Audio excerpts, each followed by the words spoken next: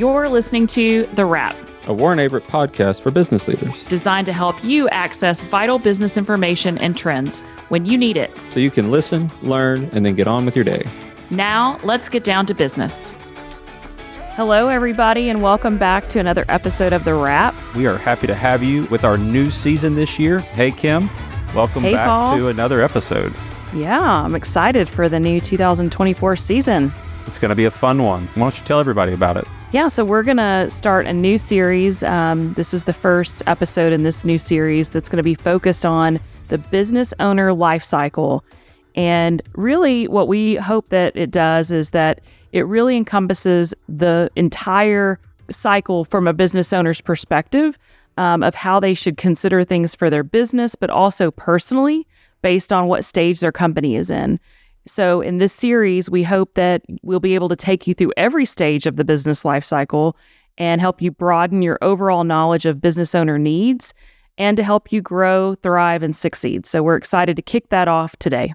And with us to kick that off, this is going to be a fun discussion. I've been looking forward to this one. We have Sandy Coaker, our office managing member from the Montgomery office. Sandy, welcome to the podcast. Thank you, Paul. We also have Daniel Hughes, who's the chairman and chief executive officer of Envolve Communities. Daniel, welcome to the podcast.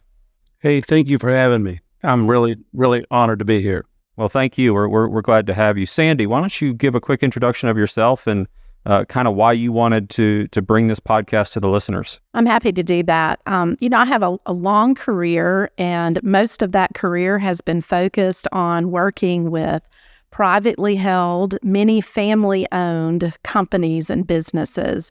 And as part of that, I have consulted over the years, not just with the business, but with the owners of those businesses as they have transitioned from an initial investment to a startup to all the way through, a sale on the backside and transitioning into, life after business.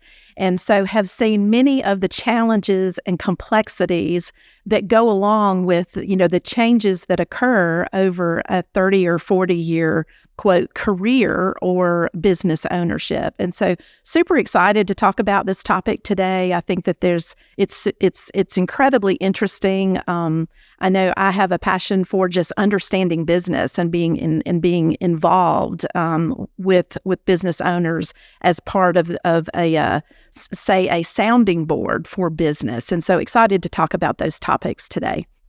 And we're also happy to have you as well, Sandy, and glad you're here with us. And Daniel, if you could just give our listeners of The Wrap a little introduction of yourself and what you bring to the conversation.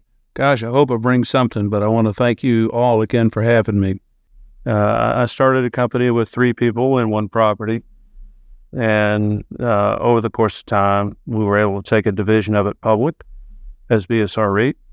And then I was asked to take the private portion of that company that we didn't take public, which is now called Envolve Communities, and be the CEO.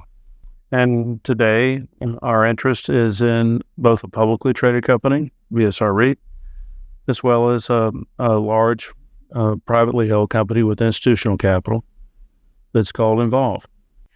That's awesome, Daniel, and we're excited to dig into that a little bit more as we get into this episode. So, Sandy, let's start with just what is the overview of a business owner lifecycle, and what does that look like in each phase, just briefly as an overview? Well, I think if you were to Google that, you'd find, most people would say there are 4 or 5 segments to the overall life cycle of a business.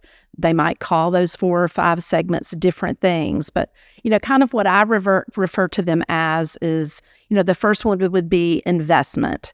And that would be a stage in which you are aligning personally for personal investment via bank financing and a startup, or maybe that's PE investment in acquiring a company. Lots of ways to go about that, but it's the initial stage of either starting or acquiring a company. And so, for instance, there might be things on your bucket, your list, or your bucket of things that you have to accomplish as part of that.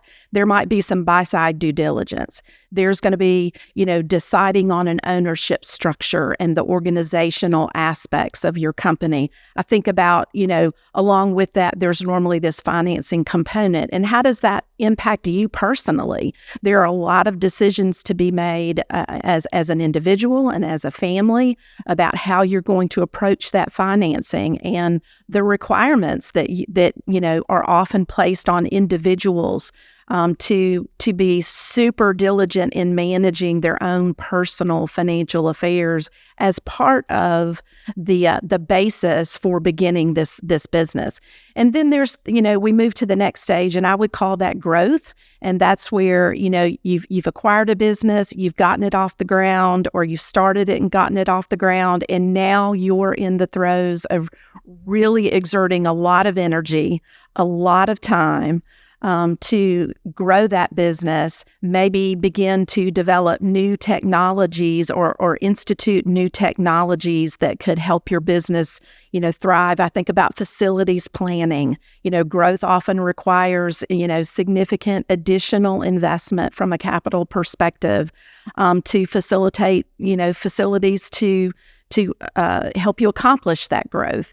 And so those are the types of things that, I think in the growth stage, you're also kind of beginning to look forward much further down the road, even to begin to look at things that some of the challenging things like disaster planning and some of those things that, what happens today if something bad happens to my company? We're working for good, but sometimes we have to plan for the unexpected, as if the last 4 years haven't taught us that, right?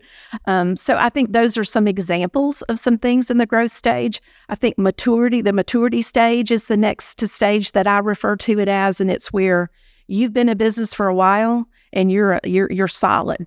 Things are on a solid footing, and now you have the opportunity to really step back and say, what do we want to do next? Is that we're happy where we are, and let's make sure everything is buttoned up in terms of ownership. Do we have the right ownership? Are there new owners? Do I have outdated documents that may need to be addressed over time? Have I looked at insurance? Some of those types of things.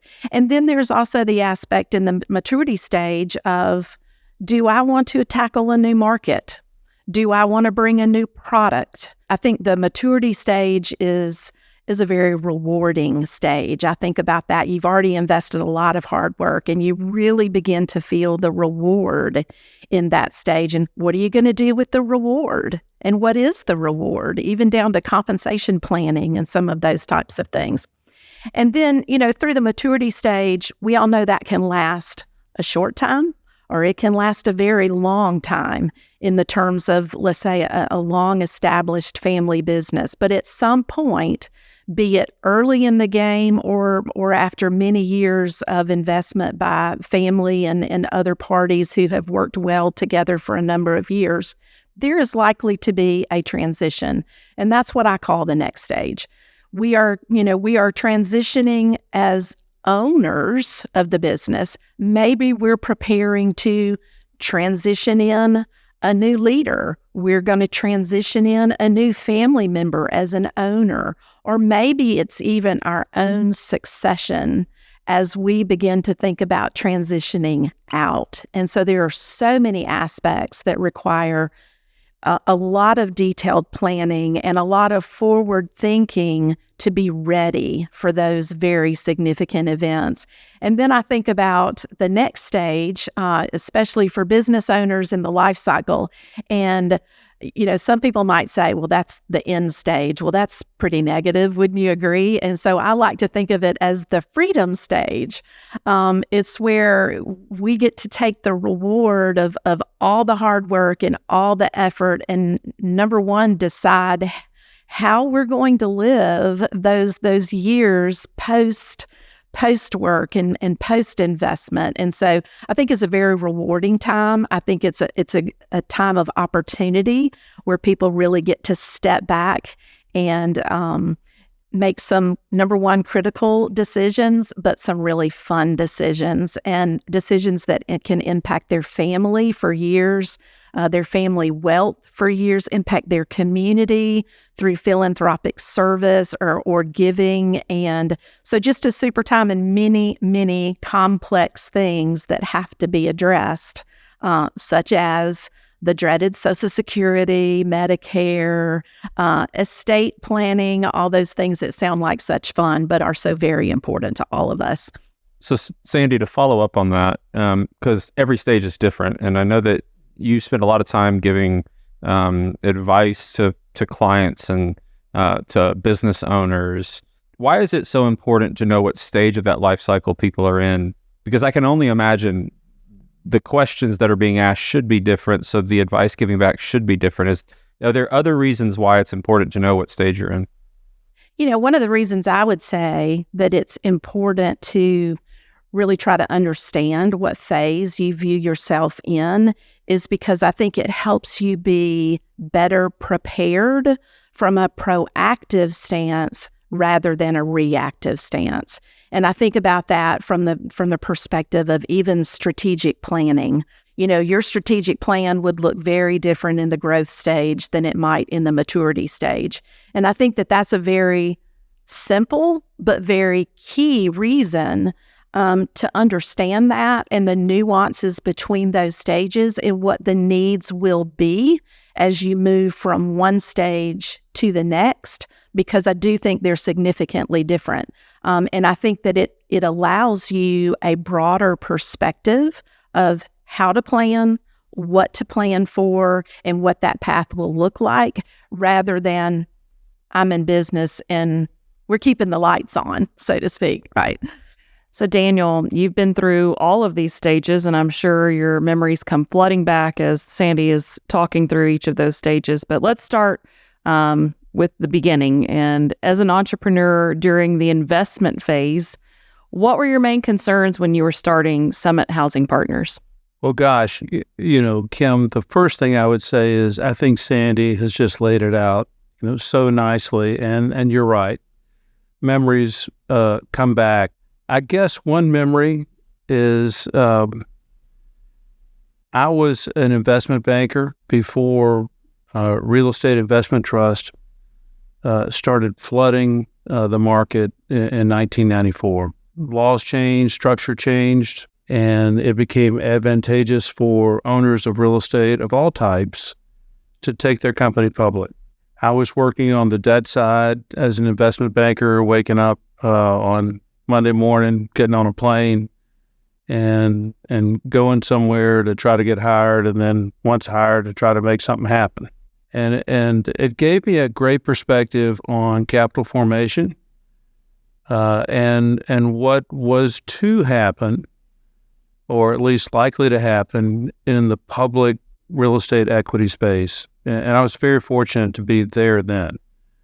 Had I not, I probably would have not had the background to have been involved and played a role in some of the successes that we've seen.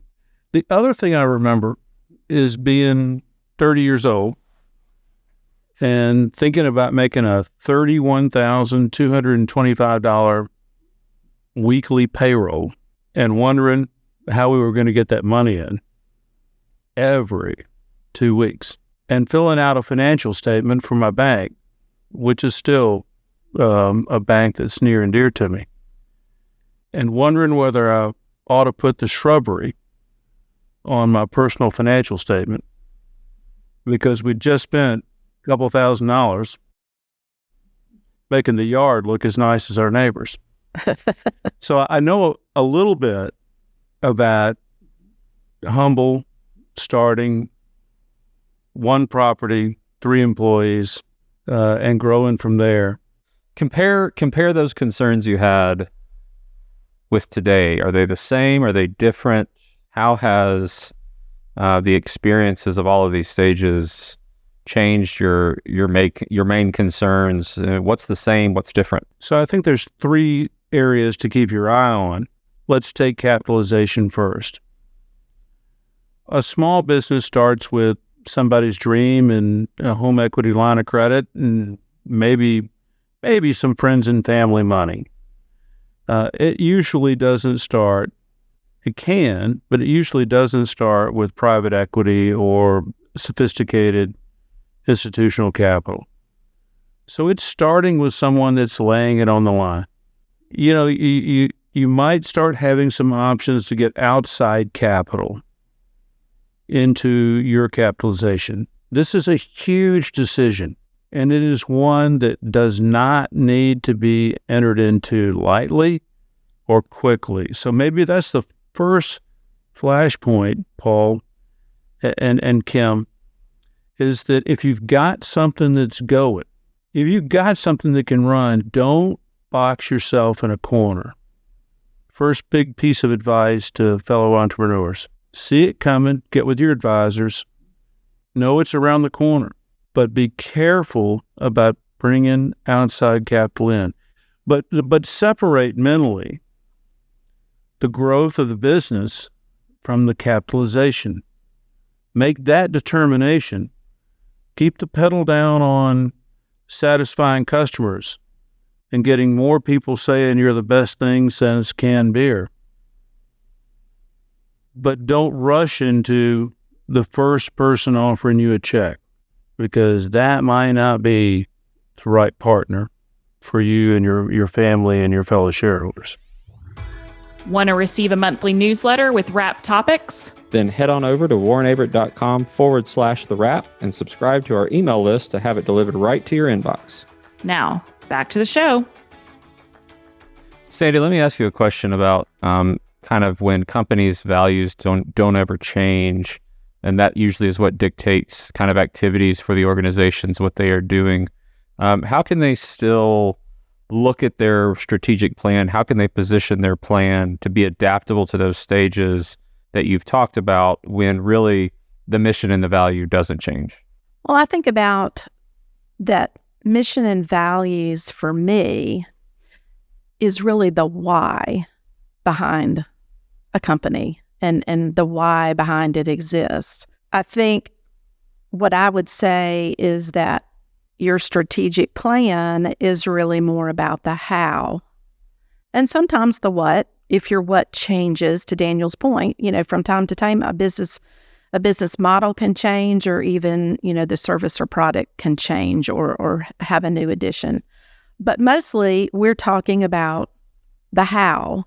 And I think when you think about that, the how of every day is pretty consistent.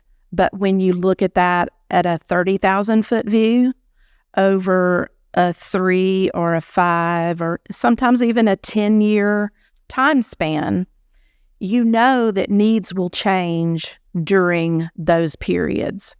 And I think that while a business may be about the same thing as it evolves, and Daniel used that word and he's right. I mean, every business evolves from day one, throughout its history. As it evolves, the needs of the how are going to change. And so I think, as part of your plan, if you think about the how and the future impacts on the how, I think that, being very cognizant, being very aware of the things that will impact your business on a day-to-day standpoint, and then looking to be prepared for those things that are coming over that 3 to 5 year time frame. Some of those we can see, some of those we can't.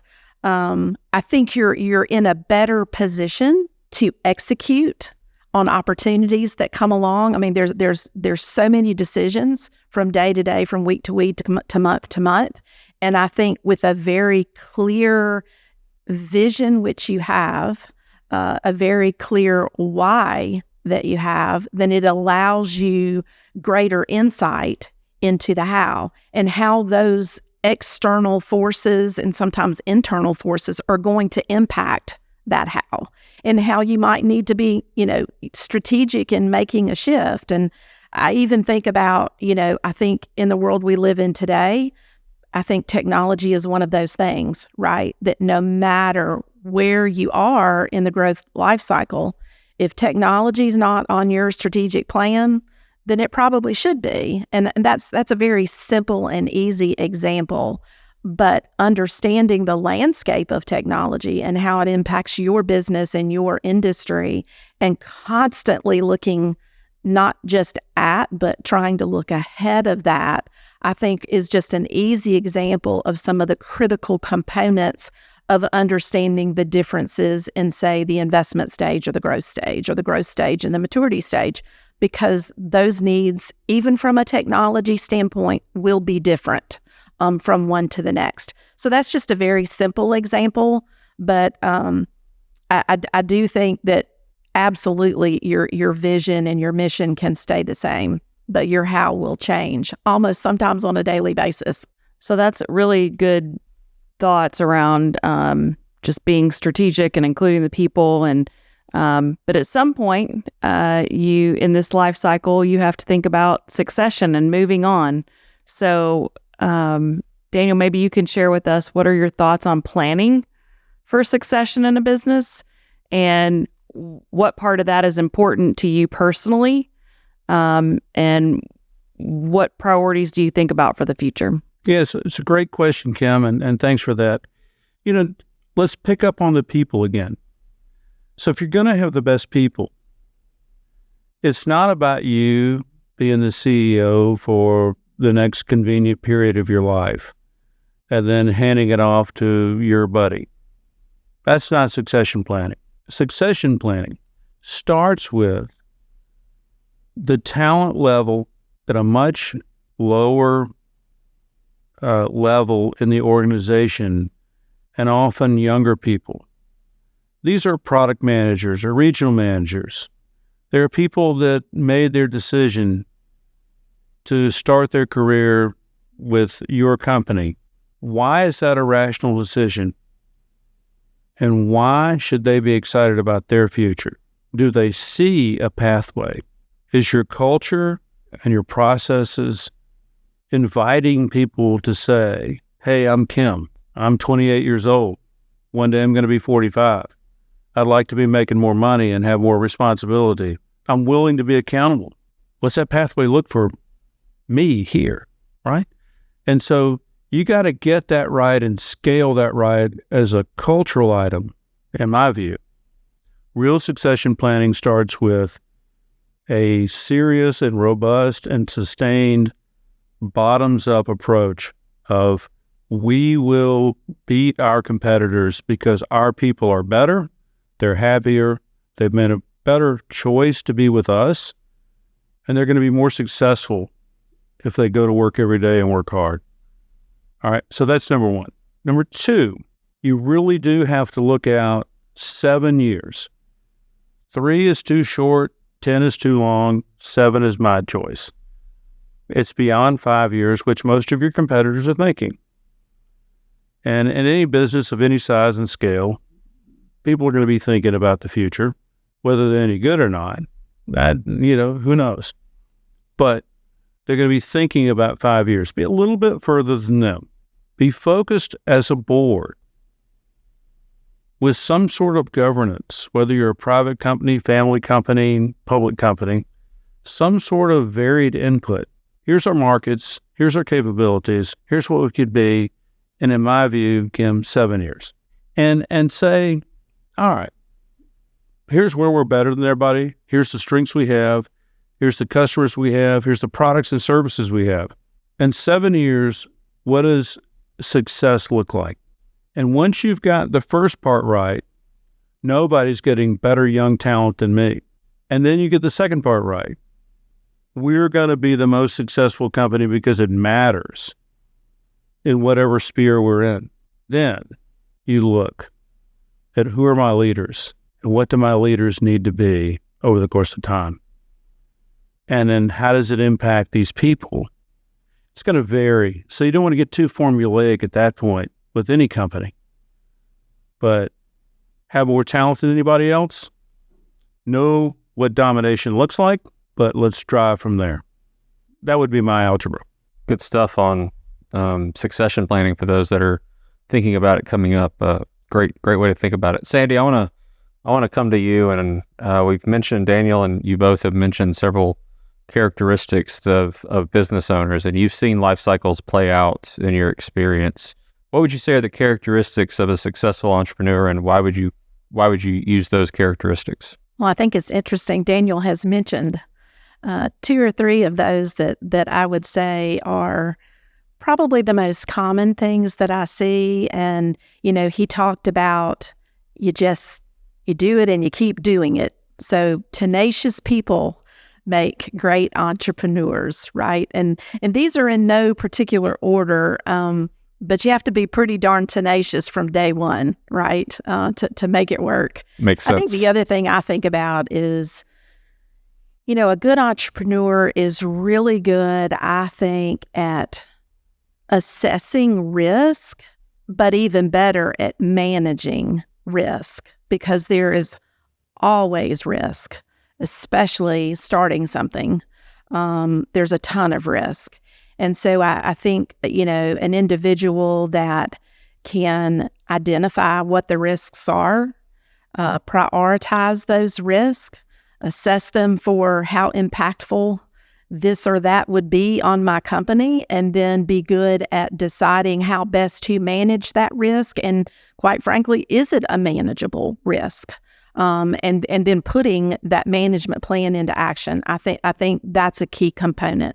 I think, the other thing is kind of funny. Daniel said in his comments about, private equity, he said to slow down. And those were, his best words of advice. And I think that is such a key statement, because a great entrepreneur, I think, has to have a very delicate balance and understanding of how to keep the foot on the gas while they slow down on certain aspects of the company or certain decisions.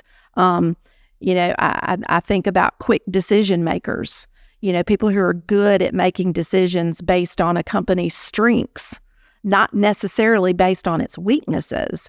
So I really liked his advice, and I think that it's very pertinent, because I think both speed and the discernment of when to slow down are critical. I think, the last thing I'm going to say is, you certainly can't be afraid of failure.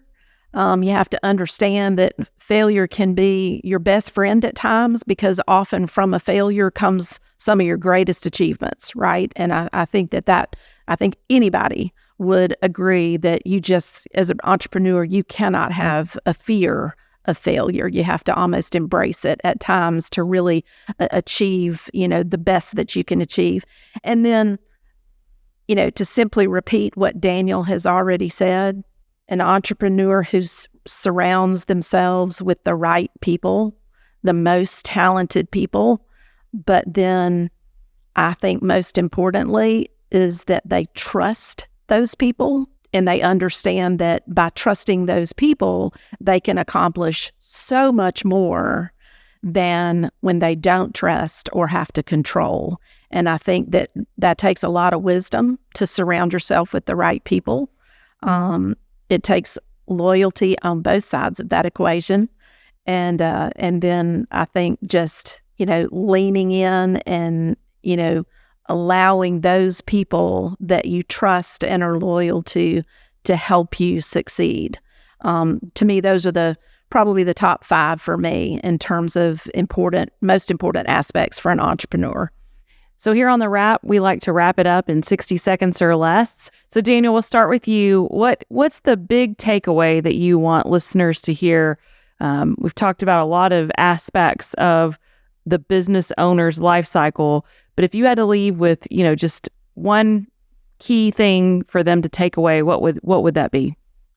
Number one, believe in yourself, because no one's going to invest in you and your idea if you don't believe it. 2, once you've decided to start a business, grow a business, be a major part of a business in any form or fashion, then be passionate about it. And don't be afraid to show that passion. You're going to make mistakes. We all do. One of the modern things that's not that great is that we tend to jump on people for their mistakes and forget that mistakes are part of a learning process for all of us. No one bats 1,000. Surround yourself with people that believe in you and you believe in them. That's so important because it's not a solo sport. In a speech I recently listened to that Roger Federer gave at Dartmouth, while winning 80% of the matches, he only won 54% of the points. So tomorrow you got a point to play. Play it as best you can, as hard as you can, with all the tenacity you can, and all the team members you can. Get yourself the best people, and be the best decision they ever made to be around you. Don't win every point, but learn from every one of them. When they're played, recognize it's another point tomorrow. I would say, Kim, that the odds are going to be with you in business. Thank you so much for leaving our listeners with that. And Sandy, we'll give you the opportunity. Is there, what one thing do you want listeners to hear as we wrap up this episode? That's a hard act to follow right there. You know, as cliche as it sounds, what's the old phrase? Plan the work and work the plan. I believe in strategy. I believe that it takes you from investment to freedom and retirement in a very manageable, proactive stance. And I think it is worth every bit of the time that business owners will take to pause, to create the time and find the time to actually create a strategic plan, understand where they are in the plan, in what phase they're in, and what that phase, as well as the next, might require. And in using that as a principal guide, create the plan and work the plan. And I think at the end of all of that, at any stage, you'll be more successful with that intentionality behind it, that strategic thought, and that pause in the day-to-day. And I think it will help you stay the course. Number one, stay the course. And number two, execute the course more effectively. Well, I got to say, thank you both, Sandy and Daniel, for being on this episode with us. This has been a pleasure to listen to your thoughts and your advice on that business owner life cycle and from the experience that you've seen and experienced yourself. So thank you both for being here. Happy to have had this conversation. Yeah, and I look forward to joining our listeners on the rest of this series as we dive into a deeper level of each of these stages. Well, thank you, Paul, Kim, and Sandy for having me. Thank you, guys. Enjoyed it. Kim, always a pleasure to be with you. Yeah, thanks, Paul. Thanks, Sandy. Bye. And that's a wrap. If you're enjoying the podcast, please leave a review on your streaming platform. To check out more episodes, subscribe to the podcast series, or make a suggestion of other topics you want to hear. Visit us at warrenaverett.com/the wrap.